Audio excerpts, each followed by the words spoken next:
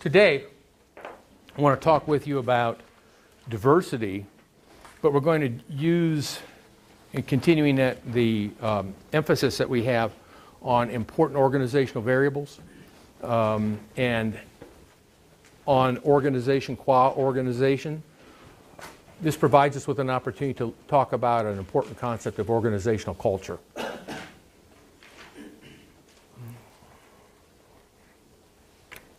And let's talk about some of the definitions here. Let's think of culture, and we'll go through this definition in some detail. Think of culture as a collectively constructed set of norms relating to perception, that is how you perceive, cognition, how you think, and behavior, along with behavioral expressions of those norms, imperfectly and unevenly shared by members of a social system as a non-exclusive guide to perceiving and interacting with elements of the world around them. Okay? Think of culture as something that's collectively constructed. That is, no one individual creates culture.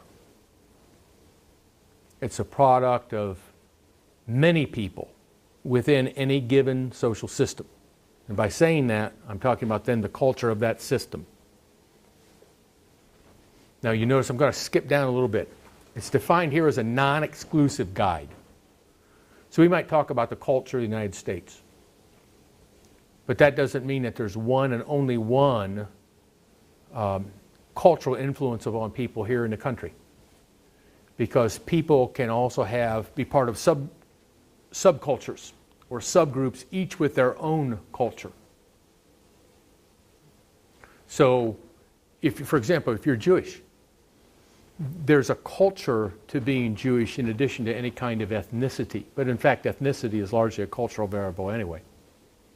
So one can be Jewish in the United States and share fully in the broader cultural themes of the United States, and at the same time experience fully the culture that it is to be part of a Jewish ethnicity and a Jewish faith.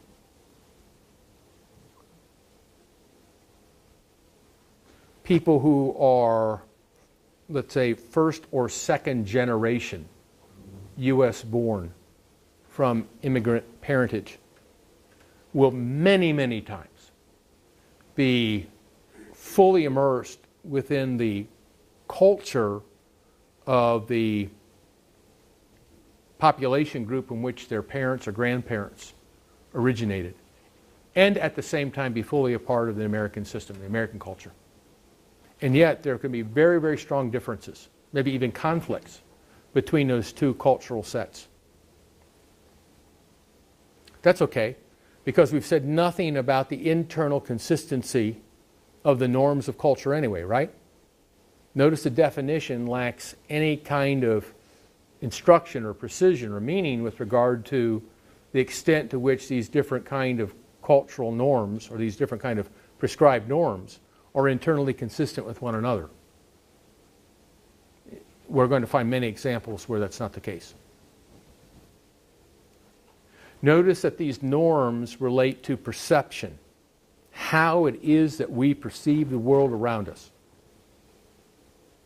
And there's fascinating reading in the literature of psychological anthropology, for example, about how people from different cultures perceive the world around them differently. And from social psychology, you might be aware of the concept of selective perception. Selective perception. People of different training, and read that, in this case, people from different cultures will frequently see parts of the world in very different ways. So somebody who might have been an Arctic Eskimo or somebody who is a Sami from a traditional Finnish culture and ethnic group that's up in northern Scandinavia, we might look out and see snow, ice, slush, frost, and I'm starting to slow down because I'm running out of the language that I have available to me, is my window into our culture in terms of understanding the variations that exist around, frozen or freezing water. But if you're walking across ice, and if you fall through the ice into the cold water out in the middle of the Bering Sea, you're going to die. If you don't drown, you're going to die within about a minute and a half or 2 minutes or so of exposure. So you have language that's sensitive to your culturally derived perceptions of the load-bearing capacity of the ice, and whether it's strengthening, whether it's weakening through thaw or whatever. I'm told that language groups among the nomadic people of Western Asia and the Middle East have many, many different words for camel. I can think of two, there are probably three. Camel. Have you heard dromedary? Dromedary is the one-hump camel. So if a dromedary is a one-hump camel, there's probably another word for a two-hump camel, and I can't think of it right now. But if we came from that culture to which I'm alluding, we would probably have 20, 30, 40 different words for camel. And many of them would relate to the extent of gestation for a pregnant camel. Because camels that are really pregnant can't carry people or loads, can't survive across longer stretches of desert between water holes as can a camel that's newly pregnant or not pregnant at all. Right? So if your life, if your survival depends upon the camel you're riding, and so many of the times your camel is pregnant, you want to be able to be precise about that kind of thing. Now, how many Arctic Eskimo words or Middle Eastern words, particularly in the nomadic cultures of the Middle East or Western Asia, you think exist for cars and automobiles like we have? We have thousands of those kind of words because we differentiate not just by truck, car, station wagon, SUV, convertible, sedan, coupe, some of the older words. But then we get into Fords, we get into BMWs, Z28s. What the heck all these kind of things are. I'm not a car person, but you go on and on and on, right? F-150, all these kind of things, right? It's important to folks in our culture, so we develop a language that's sensitive to the kind of discriminations that we make for things that are important to us, right? Now, it's not just that you have a language available to you, but you actually have, if you will, the eyes, the imagination to see these kind of nuances that otherwise would be, that would just go past you right away. I had the great good fortune to be sitting with this nice Japanese guy on the flight back from Portland. He had left Tokyo 18 hours before, and he was on his way down to Miami. And so I happened to accompany him on the leg between Portland, Oregon and Atlanta, Georgia. Poor guy still had hours and hours to fly. But in the process of talking with him, we talked about features of folks from different kind of Pacific Rim cultures, and whether he could perceive differences in this. And he was assured that he could, although there were some times that he would get things wrong. And then he made a certain kind of comment because he was referring to different American actors, and he would get the names wrong. And at one point he says, they all do look alike to me.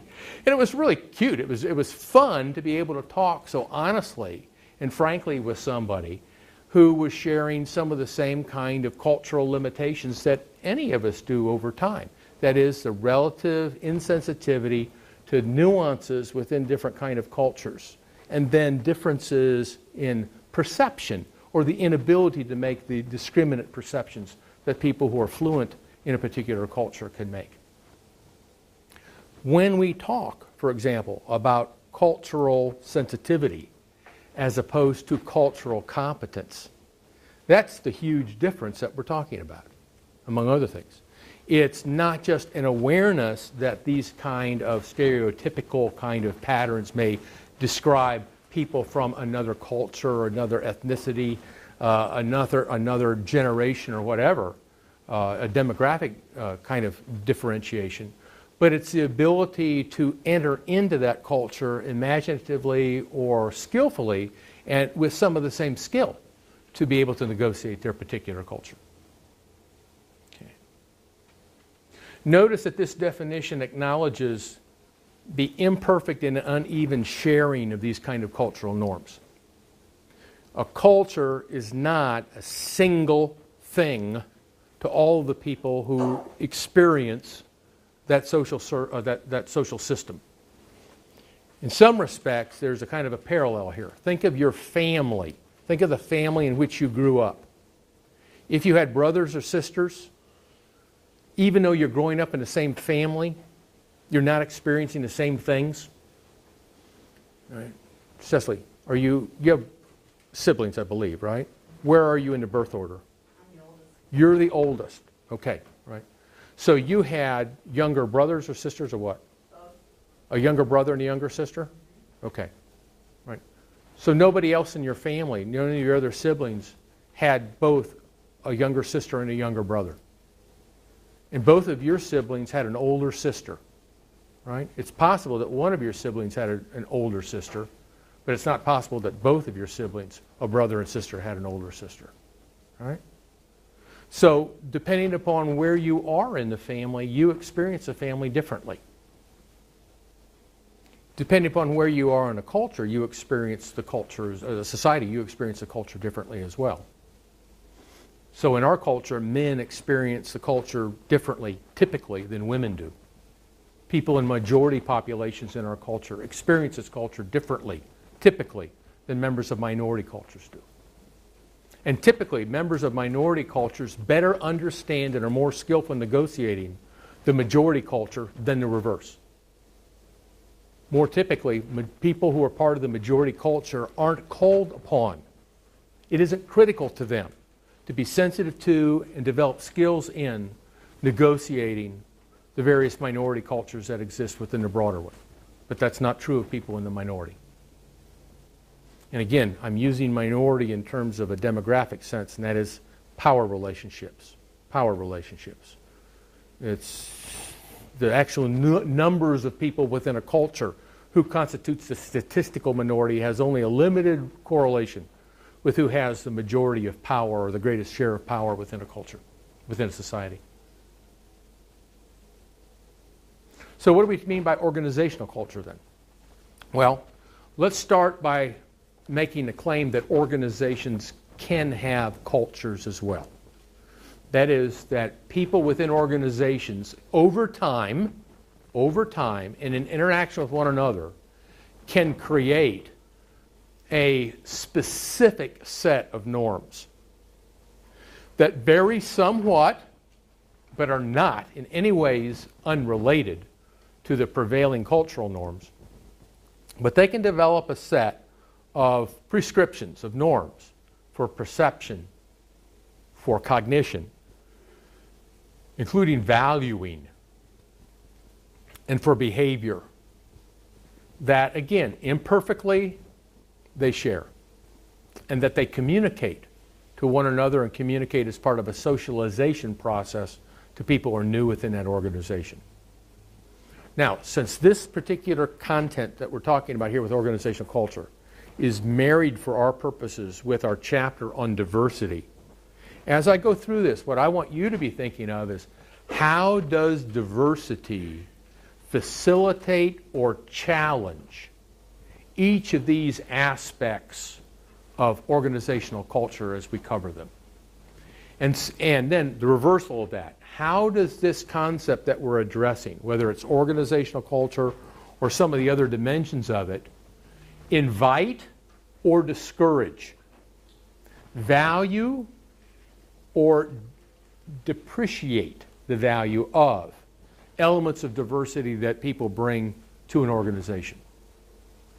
And remember, we think in terms of diversity, in terms of demographic variables, gender, age,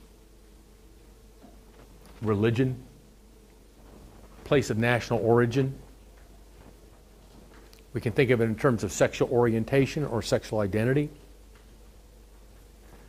We can think in terms of specific subcultural groups within our own society, or cultures that are imported into the United States as people come from foreign countries.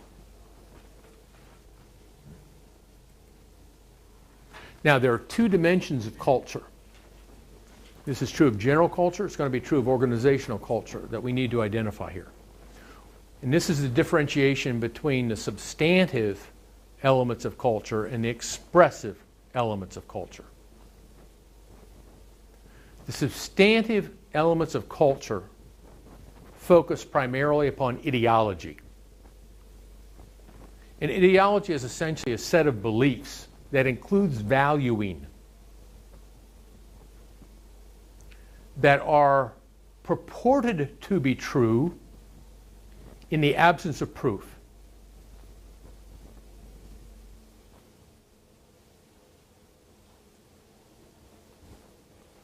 Honesty is the best policy. Well, I'm not so sure. There are probably instances where that's not true, especially if you're married. I tell people, I do not lie at work. I reserve my lying to the person who's most important to me, my wife. Right? Did you see it was a great ad. I don't remember, is it Geico? It's Abraham Lincoln and his wife Mary's talking to him.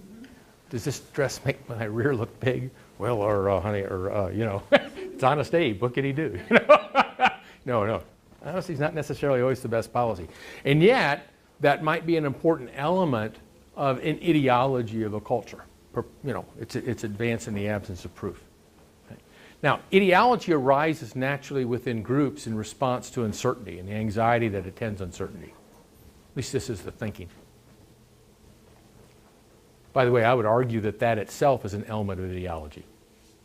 I'm not sure that there's any proof at all that ideology arises as a result of humans' needs to address uncertainty. But it does make sense. We have a need to categorize, I think. That's an interesting... we do have a need to make sense of things. Whether it's a need to categorize or whether that's a Western kind of convention, that's where I'm not so sure. Because I would suggest that it's much more Western than it would be Eastern. It's much more modern than it would be traditional, etc.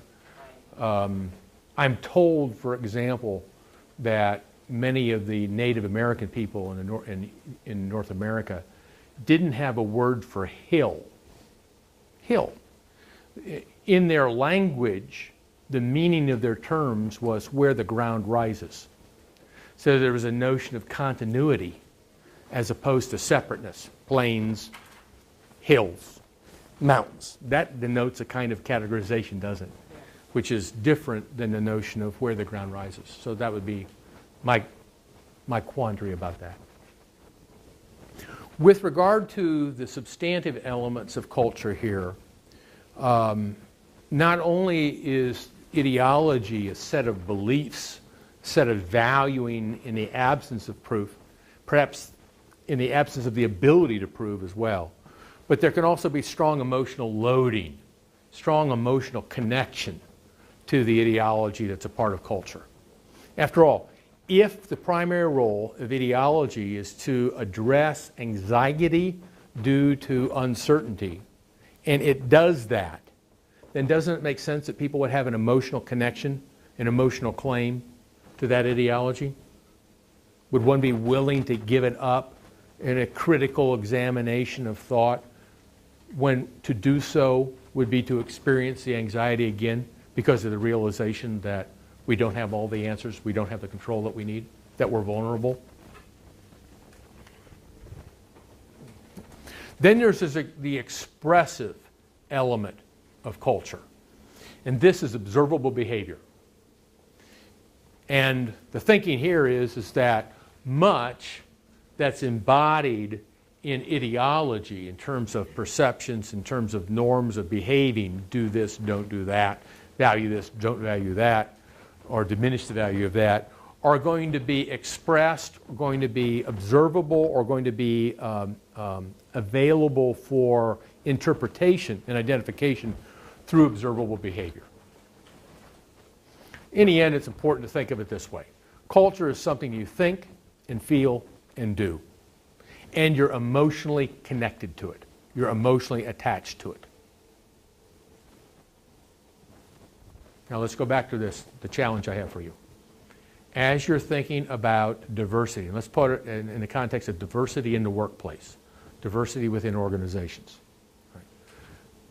Does diversity, increasing diversity, is that likely to be experienced as continuity here or as disruption here? As something that supports ways of thinking, perceiving, valuing in terms of reinforcing behavior, or as something that's likely to call into question ways of thinking, ways of valuing, ways of behaving? What's your thinking? Both ways, right? Yeah. People looking at each other, perhaps critically. Now, I mentioned that ideology, that culture itself, is not exclusive. It's an open, dynamic, if not entirely planned process at all. And ideology, as an important element of culture, can be influenced by a variety of extra-organizational contexts. So let's think of this specifically in terms of organizational culture now. We'll move from nation state into an organization. We'll begin to look at its ideology, right? And we might think of a human service organization. Think of where you're working, or think of where you're doing your internship. And think of the set of beliefs, of values, of do's and don'ts that over time become not just embedded, but so learned they become second nature to people who work in that organization for a period of time. Well, the ideology, if we look at it closely enough, has probably been influenced by a variety of these kind of factors. The notion of transnational cultures. And I alluded to this just minutes ago when I talked about the Western world as opposed to the Eastern world, for example. These are these very, very, very broad parameters of thinking and perceiving and valuing and doing that characterize massive numbers of people in a variety of particularly global regions, Europe and the Western world, wherever that might be found, including Australia. Australia is certainly not Western geographically, but it's Western culturally, right? Then you have national cultures. So, for example, even though Britain, Canada, at least most of it, the United States, Australia, New Zealand, predominantly English-speaking cultures that have strong English roots to them, still vary in important ways with regard to certain traditions and certain customs, even elements of language. I pity if you go to Britain and you try and drive on the left side of the road, for example. Anybody ever try that? It's a nightmare for me, a friggin' nightmare. I kept drifting over to the right because I'm comfortable with that doggone line being about right here in my visual space. And my daughter, who was 16 at the time, it was her designated job as I was sitting there on the left, shifting with my left hand, which was awkward as can be, to say, "Dad, you're drifting." About 3 minutes later, "Dad, you're drifting." That was the biggest danger on Britain's road that they'd experienced in World War II. Anyway, national cultures also have their uniqueness. Do you think that transnational cultural elements, do you think that U.S. American cultural elements have entered into the ideology of the organizations where you work or where you do your placement? Profoundly, right? Profoundly. We'll talk about some of those elements in just a second. Then you have regional and community cultures that can do that. Again, culture is not a non-exclusive kind of, or culture is not an exclusive kind of phenomenon. So here's a great place to be thinking about that, right? We're in Appalachia. We're in northeastern Tennessee. This is not Chicago, right? It's not Utah. Do you think it's not Los Angeles? Do you think there might be some interesting differences if we were carrying this thing out and you were actually working or doing your placement in downtown LA or on the beach in Malibu, right? There might be some of those kind of elements that are different. If you were in Chicago or Gary, Indiana, as opposed to Johnson City, Tennessee, as opposed to Appalachia, there'd be different kind of cultural themes that you would see here. The importance of family would probably play out a bit differently. The notion of who is and who isn't an outsider would play out differently if you were in New York City as opposed to Johnson City. Then there are industry cultures, norms that are expected or at least very, very prevalent in whole sectors of industry. That's really important for us in terms of the kind of management approaches and issues that we deal with in social welfare administration. We talked earlier in the semester about some of the differences between management of for-profit, industrial, or marketing kind of companies and human service organizations. Do you recall doing that? Right. The emphasis, for example, on listening, the emphasis on development of people, that's so much a part of human services. The emphasis on de-emphasizing hierarchy. In many cases, in many cultures and organizations in social work and human services, it's almost a denial that hierarchies exist. We're all in it together. We're all part of a democratic environment, although some people are perhaps a little bit, quote, more democratic than others, right? I don't know how that can be, but some people have certain kind of responsibilities. Their head might roll first. Part of the industrial culture. We've got occupational cultures, right? Here with regard to occupational cultures, some of the folks talk about the importance of the organizational set. Now remember what the organizational set relates to? Remember that concept? From the very first chapter of the book.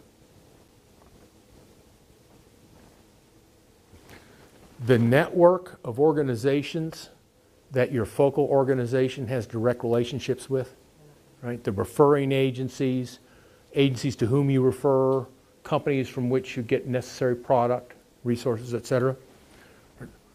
What are the expectations that key players in those other organizations have? What are the rules of the game as defined by these various folks? And over time, what kind of generalized understandings do you create among one another so that that facilitate the interactions that you have over time? So different kind of occupational cultures, different little subgroups within the overall environment can begin to create influences, understandings that affect the ideology that's a part of your own organizational culture. And then other organizations' cultures. Because how do we many times measure what it is that we do and how well we do things or how professional we are? We think in terms of other reference groups, other competing or associated organizations, perhaps in our same domain. And where do we get so many of our people or employees for our organization? Well, they come from other organizations in related agencies. They might have been doing exactly the same kind of thing they'll be doing for us, but they're going to be doing it for us for $3,000 more a year. Or they're going to be doing it for us as a supervisor as opposed to a case manager. The reason that they're here is because coming here got them the promotion, and yet they're coming with their experience in another organization as a primary reference source. All of those things are things that can influence the organization and the organizational culture. Now, I said that we would come back to some of those things that were important as part of American culture.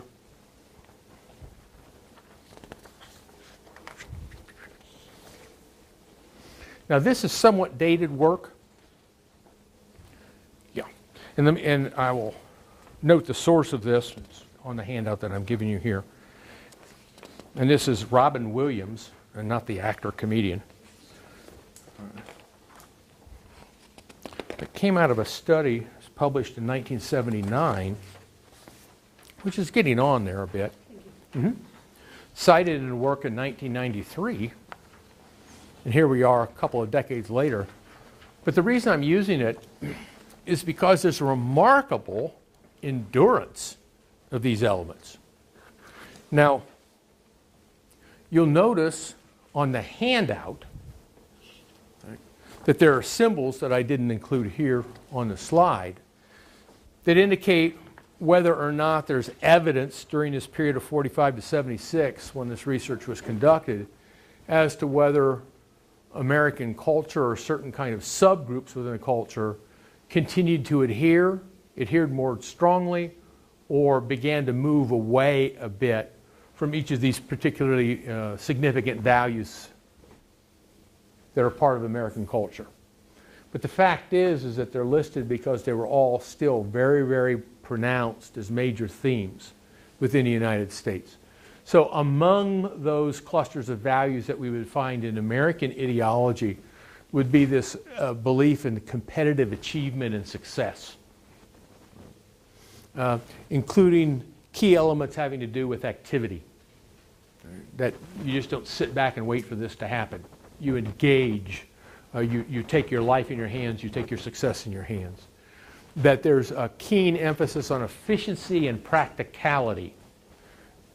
And in contrast to many traditional cultures, a strong belief in the value of science and in secular rationality.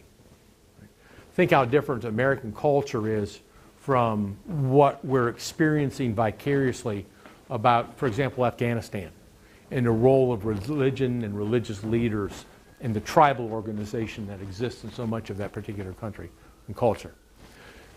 The notion of individual personality and the value of the self, how pronounced that is. As a matter of fact, many, many observers world around view America as one of the most individualistic of all the nations on earth, perhaps surpassed only by Australia. But experiencing this with the corollary themes of freedom, equality, and democracy. Now, as I mentioned before, there's no necessary logical connection or consistency that's necessary in elements of culture. So even as we're talking about freedom and equality and democracy, look down here. With that strong themes on nationalism and patriotism, we've got important elements of racism and of group superiority. And read that, discrimination or prejudice, if you will. Not just a suspicion about outsiders, but valuing outsiders negatively. So here we've got this important notion of progress, especially as experienced through material comfort. This is actually one of the ones that I would like to see studied more carefully now, with the economy the way it's been over the last 10 years, but also with some very, very significant shifts in the distribution of wealth in the United States that occurred with the Reagan administration. It would be very interesting to see how Americans view this now. I would suggest that there's more concern, there's less of a sense of hope, there's less of a sense of inevitability of progress through time. Matter of fact, there are a number of studies that indicate that. Go ahead. The material comfort, I mean, how did they define material comfort? The acquisition and enjoyment of material goods, of consumer goods. So you're talking about living in nice houses or better housing than your parents might have had, availability of color TV as opposed to black and white or simply relying upon radio, multiple cars. Those would all be, not necessarily in this one study, but those are all the kind of things that studies like this would look at. What's interesting, by the way, is just a couple of years ago there was research, I believe it was coming out of the University of Michigan with the Social Research Institute they have there, that indicated that Americans now time of this was published a few years ago, are more pessimistic about the future than in previous generations. Matter of fact, about 15 years ago, I believe it was the first time in the history of these recurring surveys where the majority of respondents indicated that their economic situation was likely to be less positive as opposed to more positive than what their parents had experienced. So while progress in the enjoyment of material comfort still very, very important themes in the American ideology, there's reason to believe and there's evidence to suggest that this has been the area that's perhaps been most under siege, probably for the last 20 years or so. I believe that. I had read an article about how salary in itself was decreasing. That our generation will not see salary like our parents saw. It may be true. And whether or not they're factoring in purchasing power, the notion of holding the purchasing power of a dollar constant, for example, or not, things are changing. Yeah, things are changing. By the way, let me add one other element here, which I found to be very, very interesting, and that's this notion on external conformity. Are you familiar with the writer Alexis de Tocqueville? Alexis de Tocqueville was a French observer. He was a bureaucrat who came over to the United States around the 1820s or so. He actually made several visits over the United States. He wrote this phenomenal book back in the early 1800s, before 1860, Democracy in America. And it was this French, intelligent, learned French observers' opinions and observations of American culture. And as far back then, he pointed to the apparent importance of external conformity for Americans, quite in contrast to what he was used to in France and in Europe. The apparent need to appear as one of the broader group, as opposed to expressing one's individuality, which is interesting because de Tocqueville also was very, very taken with the American emphasis on individuality and democracy and equality. Even at a period, by the way, when America was actively practicing slavery in the South. Okay. By the way, de Tocqueville was also taken by the American penchant for flying American flags. He says, you look everywhere, there's an American flag flying. You don't find that kind of thing over in Europe. Well, you know something?